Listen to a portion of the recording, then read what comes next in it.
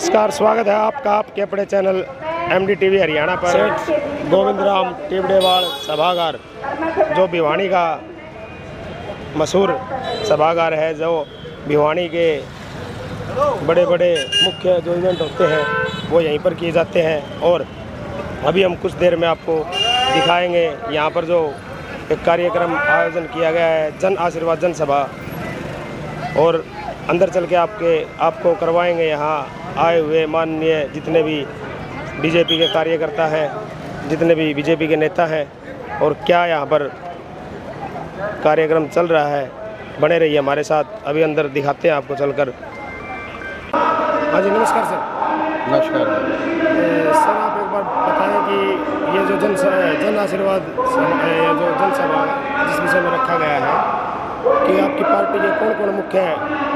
आज जन आशीर्वाद जनसभा के अंदर हमारे हरियाणा प्रदेश के पूर्व मुख्यमंत्री माननीय मनोहर लाल खट्टर जी यहाँ पधार रहे हैं, और सभा के माध्यम से वो कार्यकर्ताओं में और जो सभा में उपस्थित जो हमारे जनता जो नजर आई हैं उनको भाजपा के पक्ष में मतदान करने के लिए अपील करेंगे। साथ साथ में कार्यकर्ताओं को चुनाव के विषय में किस प्रकार से चुनाव हमारा आगे बढ़े, किस प्रकार से 100% मतदान किया जाए और भाजपा के पक्ष में मतदान करवाया जाए, ऐसे मंत्र आज माननीय मनोहर लाल जी कार्यकर्ताओं को संदेश के माध्यम से देंगे। धन्यवाद सर, आपका बहुत बहुत।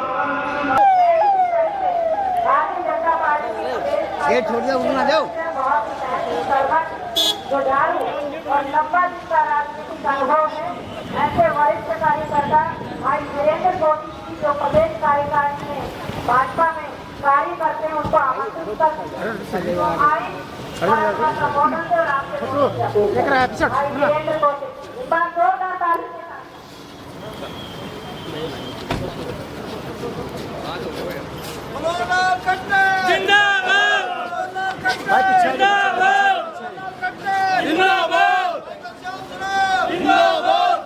हमारे देश में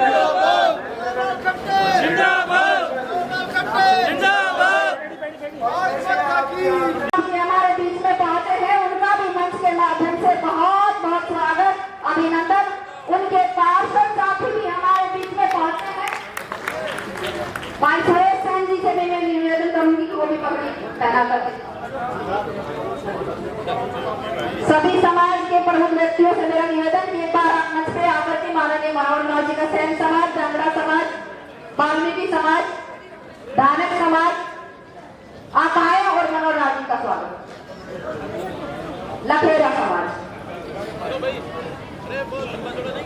देखिए हमारा देश 1947 से सरकारें बहुत आई, आपके वोट के कारण ही अच्छी सरकारें देश में बनी। लेकिन बड़े दुर्भाग्य की बात है, इसी देश का एक पार्टी का नेता जो इंतजार तो ये करता है कि कभी मेरी भी सरकार बने, पिछले कई दिनों से वो विदेश में भाषण देता है। क्या कहता है कि भाइयों हिंदुस्तान का माहौल अच्छा नहीं है, वहां पर इंडस्ट्री लगाना, पैसा इन्वेस्ट करोगे तो मुश्किल हो जाएगी। अब भी चीन एक ऐसा देश है जहां पर आप सुरक्षित हो। जिस देश में कोरोना जैसी बीमारी देश दुनिया में फैलाई, आज अमेरिका और यूरोप तो कहते हैं कि वहां पर फैक्ट्री बंद करके हिंदुस्तान का माहौल बहुत अच्छा है, हिंदुस्तान में इंडस्ट्री लगाओ। और वो क्या कहता है कि हिंदुस्तान की तरफ मुंह मत करना। मैंने वहां सरकार का, शासन प्रशासन का भय भी निकाल दिया। ईमानदारी से बताओ, अगर कोई बच्चा संस्कारी ना हो, परिवार की ना मानता, उसका भय निकल जाए, और किसी इलाके में किसी गुंडे बदमाश का भय निकल जाए, तो वो गुंडा शहर में, गांव में बसने देगा किसी को? कौन सी भाषा बोल रहे हैं कि मैंने भय भी निकाल दिया? हिंदुस्तान का माहौल इतना खराब है, वहां इंडस्ट्री मत लगाना। अगर यहाँ इंडस्ट्री नहीं आई तो हम आगे कैसे बढ़ेंगे? पैसा या तो सरकार का लगे या प्राइवेट सेक्टर में लगे। इतना बढ़िया माहौल माननीय नरेंद्र मोदी जी की वजह से इस देश का हुआ है। दुनिया भर के बड़े बड़े मल्टीनेशनल कंपनियां अब हिंदुस्तान में आनी शुरू हुई है कई साल से, और वो नेता कहता है कि हिंदुस्तान में पैसा मत लगाओ। बड़ी खुशी की बात हमारे लिए। हमारे माननीय मनोहर लाल जी के पास इस बार एक ऐसा विभाग आया है, शायद देश में पहली बार हमें ये मौका मिला है, जहाँ अर्बन मिनिस्ट्री हो, जहाँ पावर की मिनिस्ट्री हो, और जिस बात के लिए हमारा ये सारा इलाका एनसीआर में है। और देखना हम आने वाले 5 साल में जब तीसरी बार प्रदेश की सरकार आपकी बनेगी और सेंटर में जिस प्रकार का महकमा माननीय मनोहर लाल जी के पास है, एनसीआर बनने के बाद हमारे इलाके में एक भी पैसा हमें एनसीआर बोर्ड से नहीं मिला, ना लोन के तौर पर मिला, ना बजटरी मिला। अब तो चाहे मेट्रो की बात हो, रेलवे की बात हो, कनेक्टिविटी की बात हो, चाहे वो नारनौल से हम दिल्ली जाएं, महेंद्रगढ़ दादरी से भिवानी से जाएं, देखना 5 साल के अंदर ये तस्वीर बदल देंगे। और वो तस्वीर बदली जाएगी तो माननीय मनोहर लाल जी की सोच की वजह से बदली जाएगी। उनका जो विजन है वो देश को, प्रदेश को आगे बढ़ाने का है। आपका अभी चुनाव है, 17 दिन ये चुनाव के हैं, आज से चुनाव प्रचार शुरू हो जाएगा। नॉमिनेशन आज आखिरी दिन था विड्रॉल के लिए। और देखो सामने वाली पार्टियां क्या है। जिस पार्टी ने इस देश की आजादी से पहले वेस्ट बंगाल जो राजधानी के तौर पर इंडस्ट्री की राजधानी थी कलकत्ता, और लेफ्ट वालों ने सारी इंडस्ट्री व्यापार उजाड़ दिया। कोई आदमी छोटा नहीं। और अगर गलती से उनको 1, 2, 4, 5 हजार वोट अगर यहाँ मिल गए, वो तो तीसरे दिन तो मील का खड़े रहेंगे, चौथे दिन भट्ठा बदलांगे, और 5वां दिन दुकाना बाहर लगे चंदा दे दो। हर महीने वो तो खाता खोल देगा, दुकान भी बंद, बाजार भी बंद, फैक्ट्री भी बंद। और मैंने तो सुनने में आया है वो कांग्रेस पार्टी की कहने लगे हमारा तो गलती होगी, तारा जी के वोट डाल दियो। ये तो हालात है।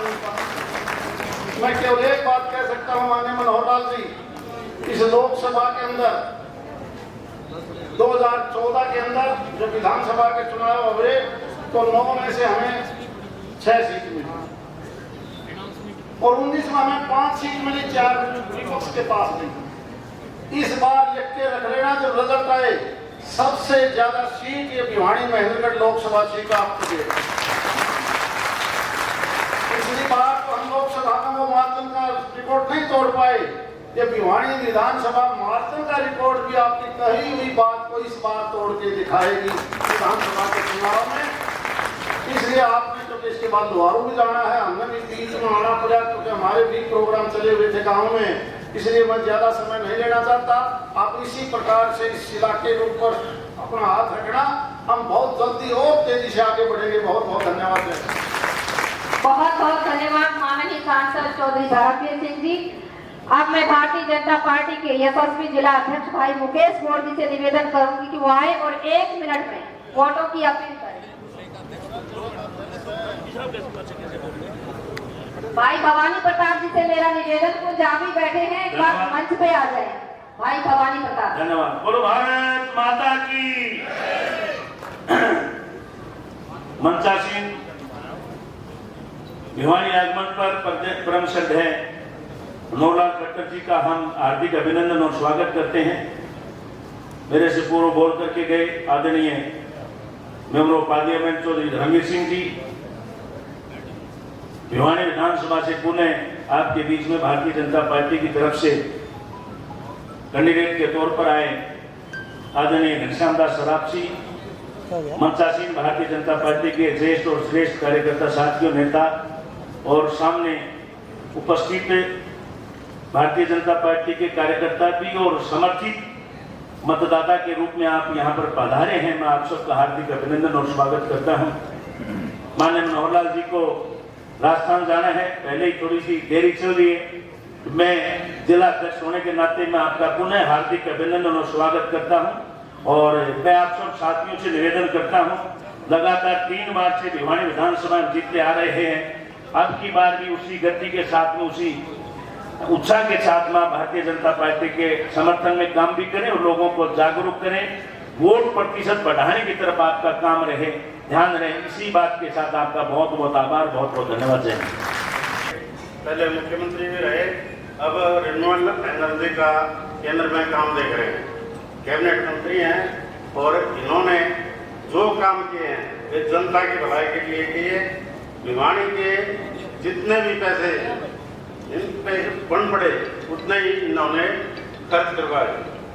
मैं आप सबका, धर्मवीर जी का, मुकेश गौड़ का, व अन्य मेरे साथियों का, धनिया जी भी बैठे हैं, इन सब का अभिनंदन करता हूं कि इस सभागार में आप लोग उपस्थित हुए। और ये भी बात मैं कहता हूं कि हमारे पूर्व मुख्यमंत्री जी के माध्यम से जिसने त्याग करने का मन बनाया और त्याग बैकवर्ड समाज के लिए करती है, तो ये त्याग हर किसी में पता नहीं है। माननीय मुख्यमंत्री जी, प्रधानमंत्री जी, हमारे केंद्रीय मंत्री, आप सब ने मिलके हमारा बेड़ा पार किया है। मैं आने वाले समय में ये चाहता हूँ कि हम भिवानी शहर से इतनी दहशत हुई कि कांग्रेस पार्टी ने टिकट लेने से मना कर दिया। तो अब की बार आपका चुनाव सिर्फ नहीं है मुख्यमंत्री, आपका चुनाव सिर्फ नहीं है केंद्रीय मंत्री जी। आप निश्चित होके जो चुनाव आपने मेरे को दिया है, मैं उसके लिए आपका आभार भी करता हूँ। और आने वाले दिनों में हम आपको एक जीत का हीरा आपकी जोड़ी में डाल देंगे। मैं सब भाई बहन या पत्रकार जितने भी यहाँ पे उपस्थित हैं, सबका अभिनंदन करता हूँ, स्वागत करता हूँ। और सबने जो काम किया है वो सारा जन पार्षद और सरपंच भी यहाँ पे पधारे हैं, उनका भी स्वागत करता हूँ। और कुछ बातें क्यों समय थोड़ा होने के कारण किसी भाई को दिक्कत रही हो, कोई बुलाने में दिक्कत रही हो, तो और किसी बात में दिक्कत रही हो, मैं पूर्ण रूप से उन सब बातों के लिए माफ़ी चाहता हूँ। और हमारे केंद्रीय मंत्री मनोहर लाल जी का भिवानी की धरा पे पधारने पर स्वागत करता हूँ, अभिनंदन। जय हिंद, जय भारत। बोलो भारत माता की, भारत माता की। भाई चंडीगढ़ तक आवाज पहुंचानी है, बोलो भारत माता की। धन्यवाद। आज के इस चुनाव के समय का ये पहला अपना सम्मेलन, जिसमें मुझे लगता है कि ये मुख्य रूप से कार्यकर्ताओं का सम्मेलन होगा, क्योंकि कोई जनसभा नहीं है। जनसभा तो बाहर के मैदान में होती है और कहीं होती, क्योंकि मैंने कल ही कहा कि उनका हम अपने कार्यकर्ताओं को सबको बुला लेते हैं। जनसभा में और प्रकार के विषय होते हैं और कार्यकर्ता सम्मेलन में जरा और प्रकार के होते हैं। अगर मैं आपसे पूछूं कि आप में से भारतीय जनता पार्टी के कार्यकर्ता कौन कौन हैं, जरा एक बार हाथ खड़ा करेंगे। आप देखो, मेरी बात सच हुई कि सभी भारतीय जनता पार्टी के कार्यकर्ता हैं। आज आपके कार्यकर्ताओं के बीच में बहुत हमारे नेता भी बैठे हैं, जिसमें हमारे मेंबर पार्लियामेंट चौधरी धर्मवीर सिंह जी, जो अभी कुछ ही महीने पहले आपने तीसरी बार उनको मेंबर पार्लियामेंट बनाया है। इसी प्रकार हमारे पार्टी के जिला के अध्यक्ष भाई मुकेश गौड़ जी और इनकी टीम के महामंत्री हैं भाई हर्षमान जी, भाई शिव कुमार जी, और 2 बार से लगातार पहले भी यहाँ विधायक रहे, उससे पहले मंत्री भी रहे, वर्तमान में फिर से 2 बार है। तो मैं तो 2 बार वाली सरकार याद आती है, उससे पहले वाला तो मुझे याद ही नहीं आ रहा वाला। तो इन्होंने विपक्ष के नाते भी काम किया, सरकार के नाते भी काम किया, तो इनको डबल अनुभव हो गया है। चौथी बार से फिर चौथी बार आप लोग, अरे भाई सुनो, चौथी बार आप लोग निश्चित रूप से इनको विधानसभा में भेजने का काम करेंगे। बाकी काम हमारे मुख्यमंत्री कर लेंगे, चिंता मत करो।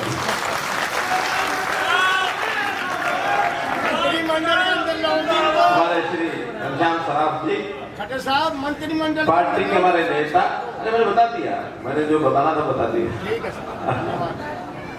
हमारे पार्टी के नेता बहुत ही वरिष्ठ नेता हैं और स्थानीय हमारी नगर पालिका के विषय में भी हमारी शान रहे हैं भाई भवानी प्रताप जी, श्री विनोद चावला जी, वीरेंद्र कौशिक जी, और मैं जरूर नाम थोड़ा रह गया, पीछे रह गया, हमारे बीच में इस क्षेत्र का चुनाव का काम देखने के लिए जो आए हैं, हमारे राजस्थान के बड़े नेता हैं, वहां के उपाध्यक्ष हैं माननीय श्री प्रसन्न मेहता जी, बहन मीना कपूर जी, भाई विशंबर अरोड़ा जी, परमारी लिखा मैंने, क्या बोला भाई ने, मीना परमार जी, विशंबर अरोड़ा जी, जोगिंदर तंवर जी, हमारे आदरणीय सोनल मक्कड़ जी, श्रीमान अविनाश सरदाना जी, भाई संदीप शोराण जी, नाम तो कितने लिए जा सकते हैं, सभी मैं कहूँगा आदरणीय मंच और सामने बैठे हुए सारे हमारे नौजवान साथियों, माताओं बहनों, पत्रकार सहायकार मित्रों, आज के इस कार्यक्रम में स्वाभाविक है कि चुनाव की शुरुआत है और शुरुआत में एक सिस्टम शुरू होता है कि पहले प्रत्याशियों की घोषणा होती है, फिर नामांकन 5 तारीख से 12 तारीख था, 13 तारीख में फिर स्क्रूटनी होती है, आज 16 तारीख 3 बजे तक नाम वापसी की अंतिम समय होता है। बहुत अपने साथी किन्हीं भी कारण से चुनाव में उस समय फार्म भरते हैं, बाद में लगता है कि हमको सबको मिलकर जीतना है, तो जिनको आवश्यक लगता है वो वापस भी ले लेते हैं। उस नाते से मैं अभिवादन करता हूं भाई विनोद चावला जी का, जिन्होंने नामांकन भरा था लेकिन आज इन्होंने वापस ले लिया है। पूरी टीम इनके साथ जुड़ी हुई है, जो इनका वैसे तो भाजपा की टीम है अपनी, तो भारतीय जनता पार्टी की पूरी टीम मिल करके अपने इस चुनाव में एक नया कीर्तिमान स्थापित करेंगे और हमारे भाई घनश्याम सराफ जी को बड़े मतों से, उस बड़े मतों का एक और भी सुनिश्चित सा जो मुझे लग रहा है, बिल्कुल फैक्ट है कि कांग्रेस मैदान छोड़ के यहां से भाग गई है। एक ऐसी पार्टी जिसका कभी कोई मतलब नहीं हरियाणा में, ऐसी पार्टी के कैंडिडेट को उन्होंने सिंबल पकड़ा दिया।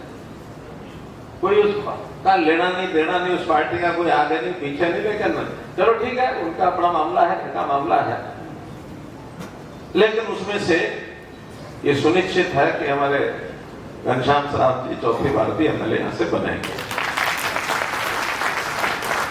अब हम सबको, क्योंकि आज से चुनाव अभियान का सही समय अब शुरू हुआ है और हमको 3 तारीख तक इस चुनाव अभियान को जोरदार ढंग से चलाना है। कभी मन में ये बात मत लाना कि हमारे सामने तो कमजोर कैंडिडेट है इसलिए हम तो जीतते ही पड़े हैं।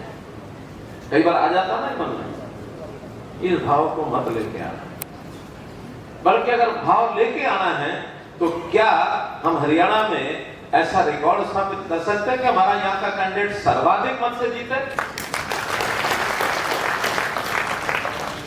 काम करना तो इस बात के लिए करना है, तो इसलिए वोटों से ही चुनाव जीता जाता है।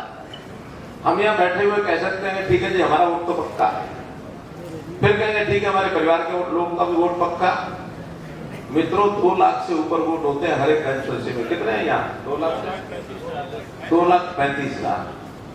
तो हम हमारे परिवार के लोग अगर सब वोट डालेंगे तो उसका कोई अर्थ नहीं है कि कोई हमारी सारा काम पूरा हो जाएगा।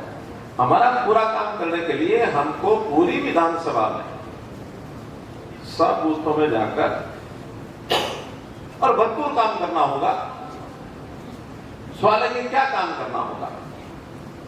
जनता में भाषण देते तो कुछ और लोग लुभावनी बातें करते हैं, लेकिन आपको तो मैं वो बातें बताऊंगा जो आपने आगे जाके जनता को बतानी है। पहली बात तो ये कि भारतीय जनता पार्टी के नाते से हम जो सत्य बात होती है, जो हमने किया है वही हम बताते हैं, आगे जो हो सकने वाला है वही हम वायदे करते हैं।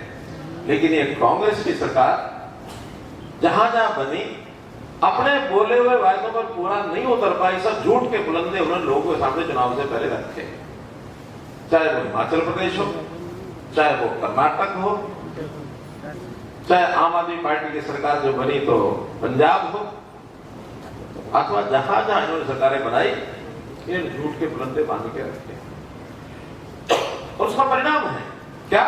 जो कहा पूरा हो नहीं पा रहा और जो नहीं हो पा रहा तो या तो जनता के ऊपर फिर से बोझ डाल रहे हैं, अपनी बातों को छोड़ के भाग रहे हैं।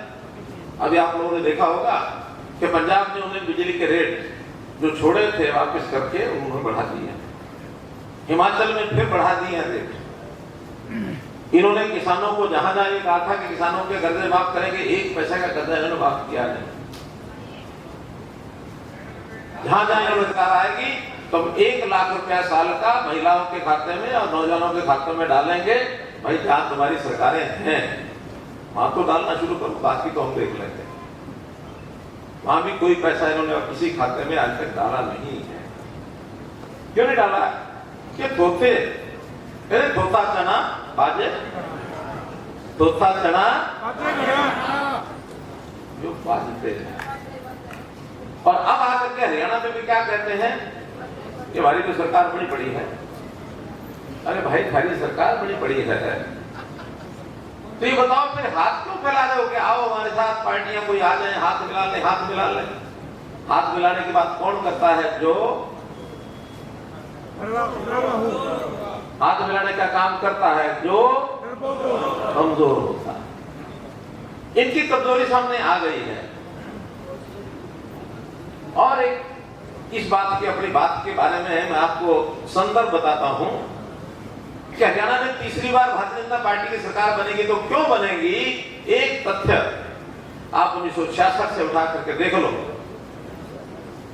जब जब केंद्र के चुनाव पहले हुए हैं, उसके बाद प्रदेश के चुनाव हुए हैं, तब जो सरकार ऊपर बनती है वही सरकार प्रदेश है।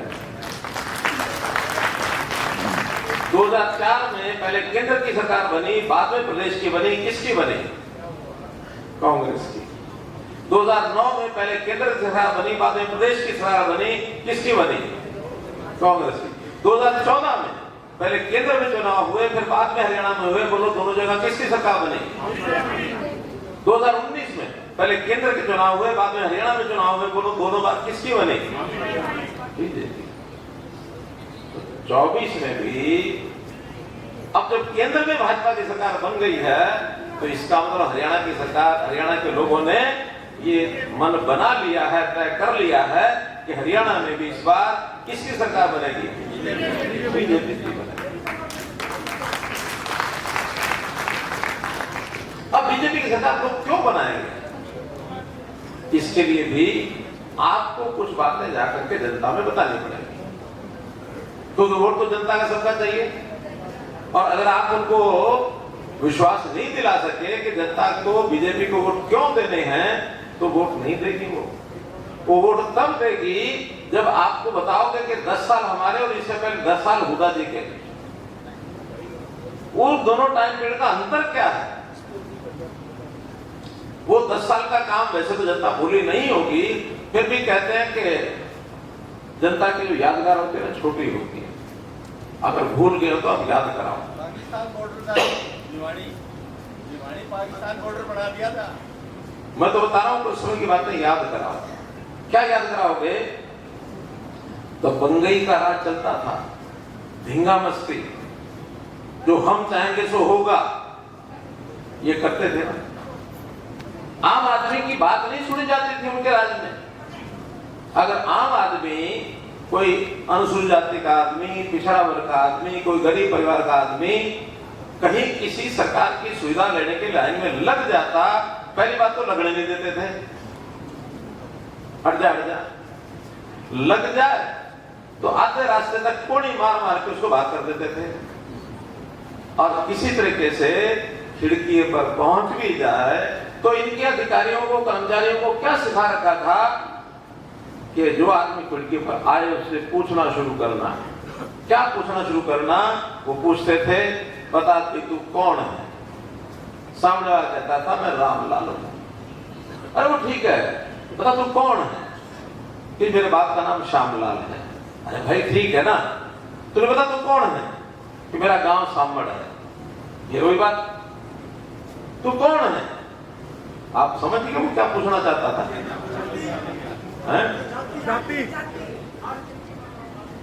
क्योंकि उनको ये सिखाया गया था कि माथा देख करके तिलक लगाना, कौन सी जाति का माथा है, कौन सी जाति का माथा नहीं है। ये करते थे ना, तो जनता को बताने की जरूरत है। जो उन 10 सालों में इन चीजों के भुगत भोगी है, याद कराओ कि उस 10 साल में क्या होता था और क्या आज उस प्रकार का कोई भेदभाव होता है? होता है? सबको घर बैठे सहूलतें मिलती है कि नहीं मिलती? लोग चिल्लाते थे जब हमारा राशन कार्ड नहीं बना, राशन कार्ड नहीं बना, राशन कार्ड बनवा दो, राशन कार्ड बनवा दो, सब तरफ की डिमांड आती थी।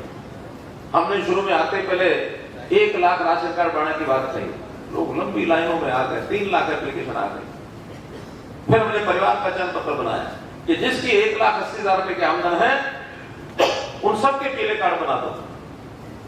आपकी जानकारी के लिए, जो 2014 से पहले सिर्फ 27 लाख राशन कार्ड थे, आज हरियाणा में 52 लाख राशन कार्ड है। 52 लाख। कोई परिवार आज आपको कहता है कि मेरा राशन कार्ड बनवा दो? आता कोई? आता कोई? अगर कोई आता हो, यहां बैठा हो, अभी मंच पर ऊपर आ जाए, मैं इसी समय, हालांकि आचार संहिता लगी हुई है, फिर भी बुला तो नहीं सकूंगा, फोन करके कहूंगा डीएफएससी को कि इसका राशन कार्ड 8 तारीख के बाद 9 तारीख को तुरंत राशन कार्ड मिलना चाहिए। राशन कार्ड नहीं, इतना होते चुनाव। आखिर लोगों को घर बैठे सुविधा क्यों नहीं मिले? 60 साल से ऊपर की जो पेंशन है, 55 साल, 66 साल, 67 साल चक्कर मारते रहते थे, फाइलें लेके दौड़ते रहते थे, लेकिन उनको ओल्ड एज पेंशन नहीं मिलती थी। आज हमारे पास रिकॉर्ड है, उस रिकॉर्ड में जिसका हमें पता लग जाए ये 60 साल से ऊपर का है, उसके घर आदमी जाता है कि बाबा ये कागज, इस पर एक साइन कर दे, अगले महीने तेरी पेंशन आ जाएगी। ऑटोमेटिक पेंशन बढ़ेगी नहीं बढ़ी लोगों की? आज कोई आपके पास आता है कि मेरी ओल्ड एज की पेंशन नहीं बढ़ी? आता है कोई? नहीं आता। कोई घर ऐसा है जिसके घर में गैस सिलेंडर नहीं है कोई घर? नहीं। कोई परिवार, गरीब परिवार का कोई सदस्य बीमार हो गया, उसके इलाज के खर्च में उन परिवार के सब भांडे टिंडर सब कुछ बिक जाते थे, घर बिक जाते थे, गिरवी रखे जाते थे, उधार ले लेते थे, क्योंकि आदमी जिस बीमार हुआ है वो हमारा अपना है, प्यारा है, बचाना है, किसी भी कीमत बचाना है। वो बचा के नहीं बचा वो अलग बात है, लेकिन जो पीछे रह गए हैं वो तो मरने से भी बुरा हो जाता होता है ना। लेकिन मोदी जी ने कहा, सबसे पहले तो ये कहा कि हर गरीब परिवार को 5 लाख रुपए का उसका बीमा हो गया स्वास्थ्य का। यही नहीं, अभी इस बात को उन्होंने कहा कि अगर उस घर में 70 साल से ऊपर का कोई बुजुर्ग है, उसके 5 लाख अलग से मिलेंगे। 70 साल और अगर 2 बुजुर्ग हैं तो वो 5 लाख अलग, इन दोनों के 5-5 लाख अलग, यानी 15 लाख का बीमा हो जाएगा। 15 लाख रुपए तक पैसा खर्च उसको नहीं करना पड़ेगा। हम नहीं चाहते वो बीमार हो, हम नहीं चाहते उसको 1 भी पैसा लेना पड़े, लेकिन अगर बीमारी हो गई तो उसका इंतजाम तो हो गया ना। उसको घर का कोई सामान नहीं बेचना पड़ेगा, मकान नहीं बेचना पड़ेगा, कर्ज नहीं लेना पड़ेगा, अपने जीवन को सरल ढंग से चला सकता है। बीमारी है भैया, आती जाती किसी को बीमारी आएगी, कोई पता थोड़ी है। ये सारी चीजें किसने की? ये हमने आने के बाद की। उनके समय में इन चीजों की कोई गारंटी नहीं होती थी, बल्कि शहर के लोग यहाँ बैठे होंगे उनको ध्यान में है कि उस समय इनके जो कमीशन एजेंट थे, जो दलालियां करते थे, जो बिचौलिए थे, मंथलियां लेते थे, हफ्ते लेते थे, और रेडी वाला भी कोई आया दूर से देख करके पैसा जेब से निकाल के मुट्ठी में करके उसको पकड़ा देता था, तो ले ही जाने हैं, मानना तो है ही नहीं है। कोई झगड़ा भी नहीं करते थे। उनकी दहशत इतनी थी, अगर ये हफ्ता या मंथली नहीं दी तो भुगतना पड़ सकता है। देते थे कि मंथलियां क्या नहीं, हफ्ते देते कि नहीं? अब कोई आके मंथली हफ्ता लेता है? बताओ, कोई लेता है? सुना है? और भाई को लेता हो तो किसी भी प्रकार से सूचना हमारे मुख्यमंत्री कार्यालय भेज देना, खैर नहीं है उसकी।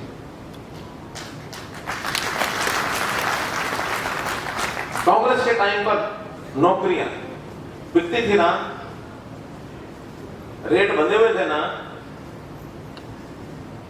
कि भाई पीएन लगेगा तो इतने, क्लर्क लगेगा इतने, मैनेजर लगेगा इतने, आईएएस लगेगा। आईएएस तो नहीं, खैर आईएएस तो सेंटर की नौकरी होती है। एक आध आईएएस भी लगाने का मौका इनको मिलता था, खूब हाथ खोल लेते थे। लेकिन एचसीएस तक तो करोड़ों रुपए, और तो और एचसीएस की नौकरी में अगर किसी का नंबर आ जाता था तो पहले देखते थे, ये अगर लड़का लड़की अगर कुंवारी है तो पहले अपने किसी रिश्तेदार के, अपने परिवार का लड़के लड़की के उसके साथ रिश्ता करते थे, फिर सूचियां निकालते थे। ठीक है भाई, ये नमाज हो गया, ये उसकी हो गई। क्या कारण है कि 2014 से पहले के जो अफसर हैं उनमें से आधे रिश्तेदार इनके हैं और बाद में बने हुए, पहले सिलेक्ट हो नंबर लिए फिर बने हुए, फिर इनकी सिलेक्शन हुई। क्या उस समय वो रिश्तेदारों में नंबर ज्यादा आते थे, आज कम आते हैं? नंबर तो उस समय बने थे, आज भी बने। लेकिन आज किसी, हाँ, अपनी योग्यता पर किसी का भी आ सकता है, वो किसी का रिश्तेदार भी आ सकता है, नेता का भी आ सकता है, किसी नौकरशाह का भी आ सकता है, उनकी योग्यता तो आएगा ही। लेकिन उस फारस से, पर्ची से, खर्ची से, पैसे देकर, बाप के किले बिकवा कर, माँ के टूम और गहने बिकवा, तो कौन है? आप समझ गए वो क्या पूछना चाहता था?